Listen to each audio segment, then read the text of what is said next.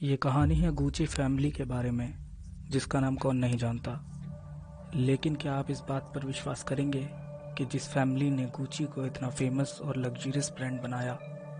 आज उस फैमिली का एक भी सदस्य इस कंपनी का हिस्सा नहीं है। आइए जानते हैं ऐसा क्यों। दोस्तों, आप सभी का स्वागत है आपके अपने चैनल एंटरटेनमेंट एक्सप्लेन पर, जहां आपको तरह तरह की इंटरेस्टिंग कहानियां शॉर्ट में सुनने को मिलेंगी। इस कहानी की शुरुआत होती है इटली के एक छोटे शहर से, जहां मॉरिस गुची को साइकिल चलाता हुआ देखते हैं। जैसे ही मॉरिस अपनी मंजिल पर पहुंचता है, उसे किसी के बुलाने की आवाज़ सुनाई देती है और सीन यहीं कट हो जाता है। यहाँ से कहानी फ्लैशबैक में जाती है, जहाँ हमारा इंट्रोडक्शन पैट्रिसिया से होता है, जो कि अपने पिता के साथ उनकी छोटी ट्रक कंपनी में काम करती है। इसके बाद हम देखते हैं कि पैट्रिसिया एक पार्टी में जाती है, जहाँ उसका सामना मॉरिस गुची से होता है, पर वो यह नहीं जानती कि उसका नाम मॉरिसियो है। और मॉरिसियो भी एक बार के पीछे खड़ा होता है, जिसकी वजह से पैट्रिसिया उसको बार टेंडर समझ के एक ड्रिंक बनाने के लिए बोल देती है। पर मॉरिसियो उसकी गलतफहमी को ख़त्म करते हुए बताता है कि वह तो सिर्फ अपने एक फ्रेंड के बुलाने पर यहाँ आया था और वो कोई बार टेंडर नहीं है। इसके बाद पैट्रिसिया उससे उसका नाम पूछती है और उसे पता चलता है कि यह तो मॉरिसियो गुची है, गुची कंपनी का होने वाला वारिस। यह सुन के पैट्रिसिया की ग्रीड साफ साफ दिखती है और वो मॉरिसियो से नज़दीकियाँ बनाना शुरू कर देती है। अगले ही दिन हम देखते हैं कि पैट्रिसिया मॉरिसियो का पीछा करते करते एक लाइब्रेरी में पहुंच जाती है, जहां वो ऐसा दिखाती है कि जैसे वो यहाँ अक्सर आती जाती है। जैसे ही मॉरिसियो लाइब्रेरी से बाहर आने लगता है, पैट्रिसिया उसको डेट के लिए पूछती है और अपना नंबर उसकी बाइक के शीशे पर लिखकर चली जाती है। इसके कुछ ही दिनों बाद मॉरिसियो पैट्रिसिया के साथ डेट पर जाता है, और जहां पैट्रिसिया उसको अपने प्यार के जाल में फंसा लेती है। इसके कुछ दिनों बाद मॉरिसियो उसे अपने पिता रोडोल्फो गुची से मिलाने अपने घर ले जाता है, जिसके बाद वो तीनों लंच के लिए एक रेस्टोरेंट में जाते हैं, जहां रोडोल्फो पैट्रिसिया को बताता है कि यह कंपनी मॉरिसियो के दादा गुची और गुची ने शुरू की थी। उसके दो बेटों रोडोल्फो और आल्डो ने आगे बढ़ाया और इतना बड़ा लग्जरियस ब्रांड बनाया। पर मॉरिसियो को गुची कंपनी में कोई इंटरेस्ट नहीं होता और वो तो बस एक लॉयर बनना चाहता है।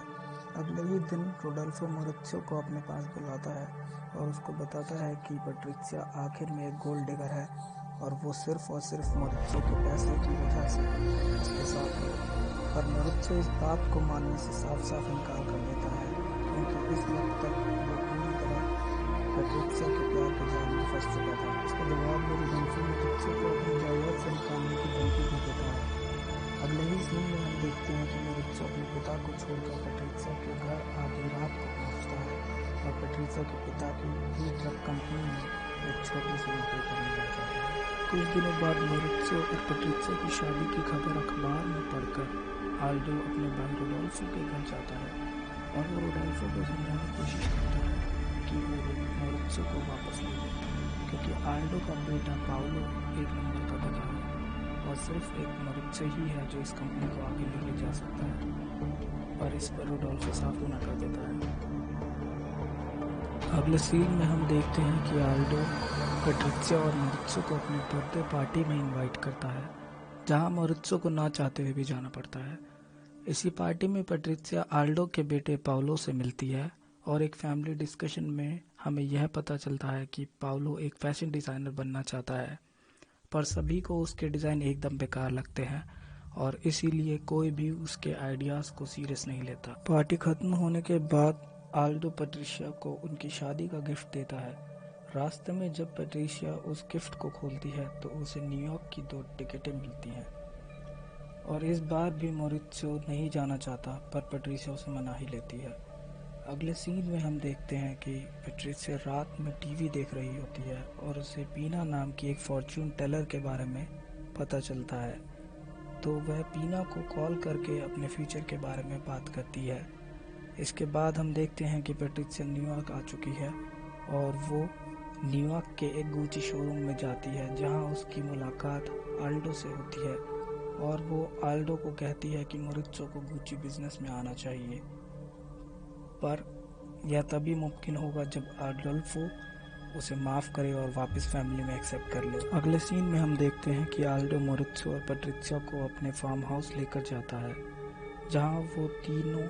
अच्छा टाइम स्पेंड करते हैं और आल्डो मोरित्सो को अपने काम के बारे में समझाता है और उसे गुची ज्वाइन करने का ऑफर देता है,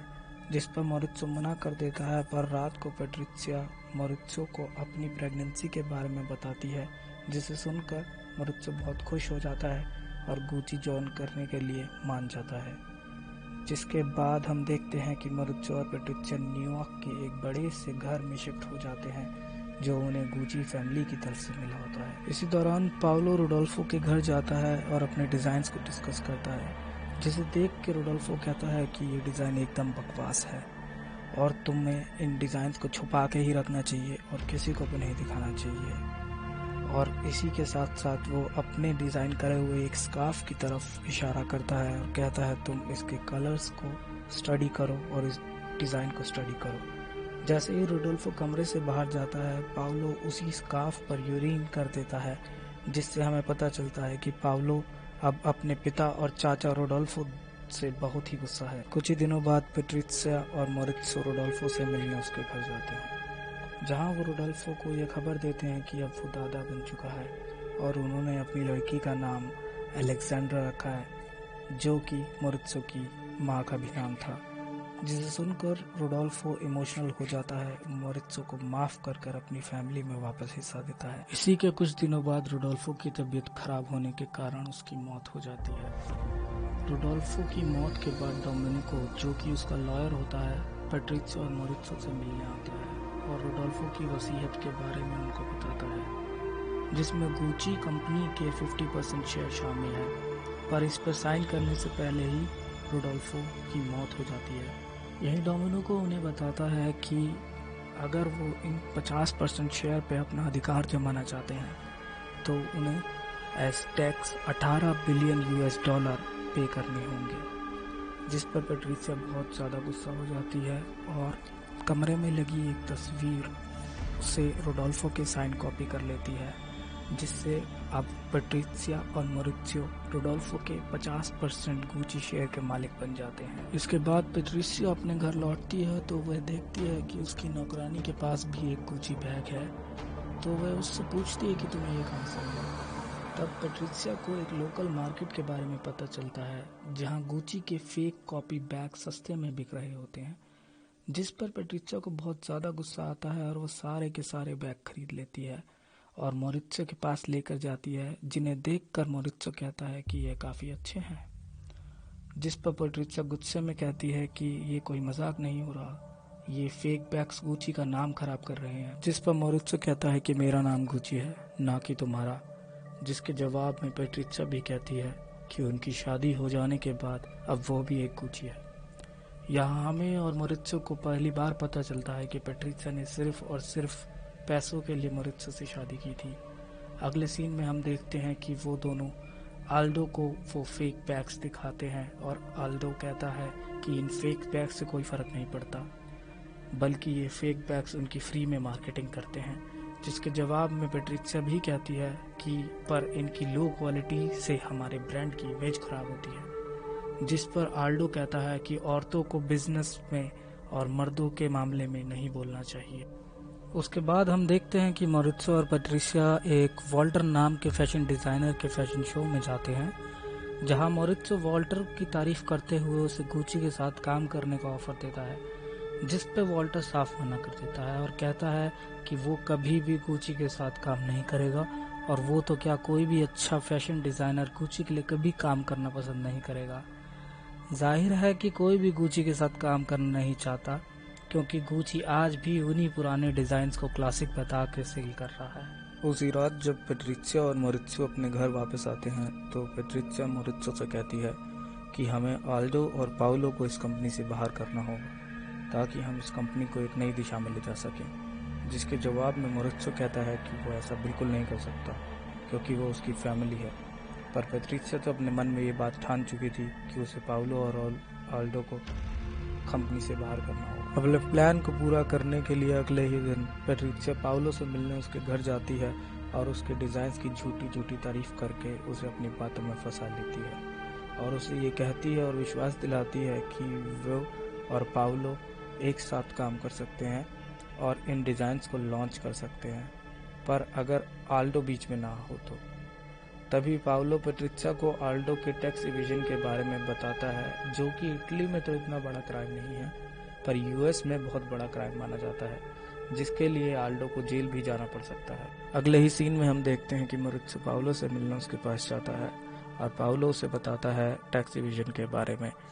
जिस पर पाउलो कहता है कि मैं नहीं चाहता कि मेरे पिता जेल जाएं या उन्हें किसी भी तरीके की कोई परेशानी हो। जिसके जवाब में मॉरित्सो कहता है कि ऐसा कुछ भी नहीं होगा, मैंने सब देख लिया है, ज़्यादा से ज़्यादा उनको एक पेनल्टी दी जाएगी। पर जब केस कोर्ट में जाता है तो पता चलता है कि आल्डो को जेल की सज़ा सुना दी गई है। अब यहाँ पर पाउलो बहुत ज़्यादा परेशान होता है, पर आल्डो के जेल में जाने के बाद अब पाउलो उसके 50% शेयर का मालिक होता है। अगले ही सीन में हम देखते हैं कि पाउलो एक फैशन शो करता है, तभी वहाँ पुलिस आ जाती है और कॉपीराइट केस की वजह से उसका शो बंद कर देती है, जिसकी वजह से पाउलो को बहुत ज़्यादा बेइज्जती महसूस होती है और वो मॉरित्सो से मिलने उसके पास जाता है, जहाँ मॉरित्सो उसे बोलता है कि तुम्हारे डिज़ाइन एकदम बकवास हैं और वो गुची का नाम खराब कर रहे हैं, इसलिए हम नहीं चाहते कि वो आगे जाए, और साथ ही साथ पाउलो को उसके 50% शेयर बेचने के लिए ऑफर करता है, जिस पर पाउलो गुस्से में चला जाता है और उसको साफ साफ मना कर देता है कि वो एक भी शेयर नहीं देगा उसको। इसके बाद हम देखते हैं कि मॉरित्सो के घर पे पुलिस की रेड पड़ी होती है। असल में यहाँ पे पाउलो ने पुलिस को साफ बता दिया होता है कि मॉरित्सो ने रोडोल्फो के नकली साइन करके टैक्स का घपला किया है और इसी वजह से अब मॉरित्सो की सारी प्रॉपर्टी जब्त की जा रही होती है। इसी सब के बीच में मॉरित्सो पुलिस से बचते बचाते स्विट्जरलैंड के लिए निकल जाता है और अपने स्विट्जरलैंड वाले घर में रहने लगता है और पैट्रिशिया को भी मैसेज भेज देता है कि वो भी यहाँ आ जाए। और एक दिन जब मॉरित्सो आइस स्केटिंग कर रहा होता है तो उसे अपने बचपन की दोस्त पाउला मिल जाती है, जिसके बाद वो अपने बाकी दोस्तों के साथ एक जगह पे बैठा ही होता है कि इतने में पैट्रिशिया भी वहाँ आ जाती है और मॉरित्सो के दोस्तों के सामने अपनी लग्जूरियस लाइफ का दिखावा करने लग जाती है। मॉरित्सो अपनी तरफ से पैट्रिशिया को रोकने की बार बार कोशिश करता है, पर पैट्रिशिया तो अपने फॉरेन ट्रिप्स की बातें करना शुरू कर देती है, जिसकी वजह से उसके सभी दोस्त अनकंफर्टेबल फील करने लग जाते हैं। इसी वजह से उसी रात पैट्रिशिया और मॉरित्सो के बीच में एक झगड़ा भी होता है, जिसमें पहली बार मॉरित्सो पैट्रिशिया पर बहुत ज़्यादा ही गुस्सा करता है। और अब हम नेक्स्ट डे देखते हैं कि क्रिसमस का दिन है। पैट्रिशिया मॉरित्सो और अपनी बेटी को गिफ्ट देती है, बदले में मॉरित्सो भी पैट्रिशिया को एक गिफ्ट कार्ड देता है किसी छोटी शॉप का, जिस पर पैट्रिशिया कहती है कि मैं इस शॉप में कभी नहीं जाती, तुमने मुझे ये गिफ्ट कार्ड क्यों दिया। जिसके जवाब में मॉरित्सो कहता है कि अब कुछ चीज़ें को बदलने का समय आ गया है और बेहतर होगा कि तुम भी बदल जाओ। अगले सीन में हम देखते हैं, इसके बाद हम देखते हैं कि मॉरित्सो अपनी फैमिली और अपने दोस्तों के साथ आइस स्केटिंग करने जाता है, जहां पैट्रिशिया पाउला से बात करती है और हमें देखने को मिलता है कि पाउला तो पैट्रिशिया से बहुत ही प्यार से और आराम से बात करती है, पर पैट्रिशिया पाउला से बहुत ही बदतमीजी से बात करती है और उसको इनडायरेक्टली मॉरित्सो से दूर रहने के लिए बोल देती है। इसके बाद हम उसी रात को देखते हैं कि मॉरित्सो पैट्रिशिया और उसकी बेटी को वापस उनके पुराने घर जाने के लिए बोल देता है। अगले ही सीन में हम देखते हैं कि डोमिनिको मॉरित्सो को कॉल करता है और कहता है कि हमें बिजनेस में बहुत ज़्यादा लॉस हो रहा है, जिससे बचने के लिए हमें किसी बिजनेसमैन से पार्टनरशिप करनी पड़ेगी जो हमारी कंपनी में इन्वेस्ट कर सके। इसके बाद हम देखते हैं कि मॉरित्सो एक बहुत बड़े बिजनेसमैन के पास जाता है और उसको गुची में पार्टनर बनने के लिए मनाता है और साथ ही में उसे गुची के एक लिमिटेड एडिशन शूज़ भी गिफ्ट करता है, जिसे कोई भी खरीद नहीं सकता क्योंकि ये बहुत ही ज़्यादा लिमिटेड होते हैं, जिसे देखकर वो बिजनेसमैन बहुत ही ज़्यादा इम्प्रेस हो जाता है और पार्टनरशिप के लिए हाँ कर देता है। डील यह होती है कि मॉरित्सो बिजनेसमैन से मिले हुए पैसों से कंपनी के बाकी 50% शेयर भी खरीद लेगा और उसे कंपनी की ग्रोथ में लगाएगा। के कुछ ही दिनों बाद हम देखते हैं कि आल्डो की सज़ा खत्म हो चुकी होती है और वो जेल से छूट जाता है, जहाँ पाउलो उससे मिलने आता है, पर आल्डो पाउलो पर बिल्कुल गुस्सा नहीं करता क्योंकि उसे पता होता है कि पाउलो एक नंबर का गधा है और वो आसानी से किसी की बातों में आ जाता है, और यहाँ भी कुछ ऐसा ही हुआ है और वो किसी की बातों में आ गया था। उसके बाद जब आल्डो अपने घर वापस आता है तो उसे पता चलता है कि पाउलो अपने 50% शेयर को सेल करने जा रहा है, जिसे सुन के आल्डो को बहुत ज़्यादा गुस्सा आता है और वो बहुत ज़्यादा दुखी होता है। यह होना लाजमी भी था क्योंकि आल्डो और रोडोल्फो में से सबसे ज़्यादा मेहनत आल्डो ने ही की थी इस कंपनी को खड़ा करने में, जिसकी वजह से आल्डो के लिए यह कंपनी सिर्फ एक कंपनी नहीं, उससे कहीं ज़्यादा थी। यह कंपनी उसके लिए उसके बच्चे की तरह थी, जिसे वो कभी भी खोना नहीं चाहता था। अगले ही दिन आल्डो उस बिजनेसमैन से मिलने जाता है जो कि उनके शेयर खरीद रहा होता है, और उसे इस बात का बिल्कुल भी अंदाजा नहीं होता इन सब के पीछे मारुत्सो का ही हाथ है। उनकी बात के बीच में एकदम से वो बिजनेसमैन बोलता है कि इनफैक्ट इस वक्त जो मैंने शूज़ पहने हैं वो भी गुची के ही हैं, और ये बोलकर उन्हें वो अपने शूज़ दिखाने लगता है, जिसे देखकर आल्डो बोलता है कि ये बहुत ही लिमिटेड एडिशन शूज़ हैं जिन्हें मैंने ही डिज़ाइन किया है और इनको ख़रीदा नहीं जा सकता, ये तुम्हारे पास कैसे आए। जिसके जवाब में वो बिजनेसमैन मोरित्सो को कमरे में बुला लेता है, जिसे देखकर आल्डो को समझ आ जाता है कि जिसको वो शुरू से सपोर्ट कर रहा था इस कंपनी को आगे बढ़ाने के लिए, वही उनसे उस कंपनी को छीन रहा है। जिस पर आल्डो को बहुत ज़्यादा गुस्सा आता है और वो बहुत दुखी होता है, और वो गुस्से में उन पेपर्स पे साइन करके पाउलो के साथ वहाँ से निकल जाता है। इन सब के बाद मोरित्सो एकदम आज़ाद हो चुका होता है और वो पाउला के साथ एक लिविंग रिलेशनशिप में भी आ जाता है। यह बात पीना के जरिए पैट्रिसिया को पता चलती है, जिसके बाद मोरित्सो डोमिनिको को थ्रू पैट्रिसिया को डिवोर्स पेपर भिजवा देता है। दूसरी तरफ मोरित्सो यहाँ एक नया चैप्टर शुरू करता है और गुची को मूवीज़ के ज़रिए प्रमोट करने की कोशिश करता है, और एक 5 साल का प्लान को तैयार करता है, जिसके ज़रिए शुरू के 5 सालों में तो उन्हें बहुत नुकसान होगा, पर 5 सालों के बाद ज़्यादा प्रॉफिट होगा। यहाँ पर उन्हें एक न्यू डिज़ाइनर की तलाश होती है, तो वो वॉल्टर को सिलेक्ट करता है। वॉल्टर वही एक डिज़ाइनर है जिसने शुरू में सो को पहले भी मना किया होता है गुची के साथ काम करने के लिए, और कहा होता है कि वो कभी भी गुची के साथ काम नहीं करेगा, क्योंकि वो आज भी अपने पुराने डिज़ाइंस को क्लासिक बोल कर बेच रहे हैं। जिसके बाद मोरित्सो के कुछ मनाने के बाद वो मान जाता है। इसी दौरान पैट्रिसिया, जो कि बहुत गुस्से में होती है, वो पीना से मिलकर मोरित्सो को मारने का प्लान बनाती है, जिसके बाद वो पीना के साथ एक कॉन्ट्रैक्ट किलर से मिलकर मोरित्सो का किलिंग कॉन्ट्रैक्ट दे देती है। अगले ही पल हम देखते हैं कि गुची ने अपनी न्यू डिज़ाइंस के साथ एक फैशन शो रखा हुआ होता है, जिसमें किसी को भी विश्वास नहीं होता है कि ये गुची के ही डिज़ाइन है, क्योंकि वो वॉल्टर की वजह से काफ़ी अच्छे होते हैं, और इस सारे फैशन शो का जिम्मेदार वॉल्टर ही होता है। अब नेक्स्ट सीन में हम देखते हैं कि सभी लोग एक टेबल पर बैठे होते हैं, जहाँ वो बिजनेसमैन भी होता है,